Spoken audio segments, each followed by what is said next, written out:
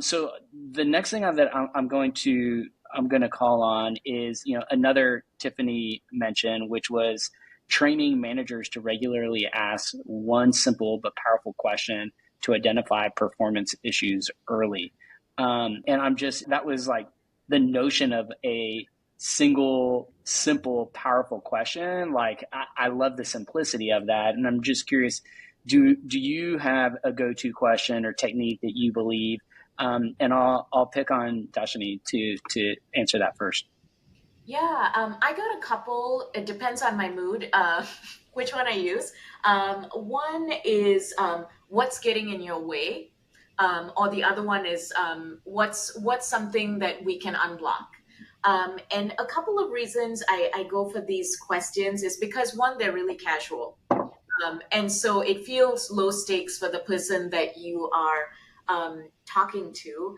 And I do think it allows them to share if there is a struggle or like a performance issue that they feel worried about talking about.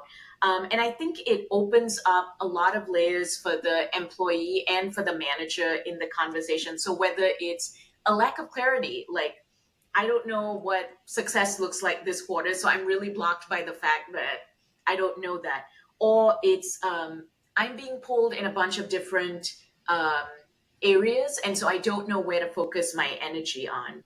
And I think so. Those are a couple of examples of like things that it can illuminate. But when you ask the simple question over time, I think what you get is a little bit of a pattern around how someone approaches work. So if you keep hearing, I'm blocked because of so and so on this other team, what it might showcase to you as a manager is like, okay, this is someone who struggles with navigating cross functional team projects.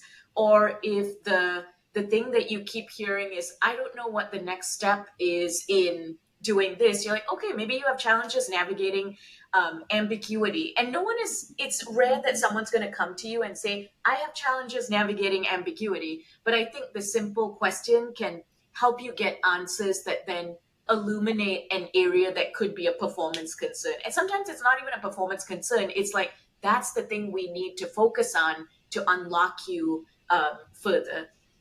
LA, Love that, Danny, Dane. anything to Yeah. add? No, I think those are great. I'm going to start using them, Dashni. I'd add just a variation on it.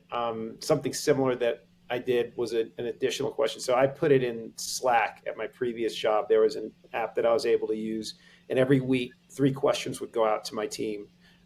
One was, were there any blockers? The other 2 were, what are your top 1 or 2 priorities for the week, and then also, is there anything that you need from other people on the team? And it was automatic in Slack in our team channel, so everybody would see it each week.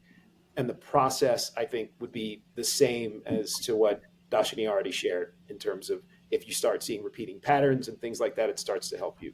But that's the only variation. Yeah, similar to what she had said. You're speaking our language over here. We do daily stand-ups, and part of our stand-up is discussing parking lots and blockers. And so, if I'm consistently blocking Steven or Regina or V on one thing, like you can easily spot that trend over time. So big The other fan thing of Eyeball emoji. The other thing I was just going to add is that the other 2 questions, in addition to the blockers, the other 2 questions start to tell you how somebody prioritizes or not. Mhm. And then the other question tells you how well people are working and communicating cross-functionally, or at least across the team. So that's the other reason for those other 2, just a little bit, just some additional fidelity.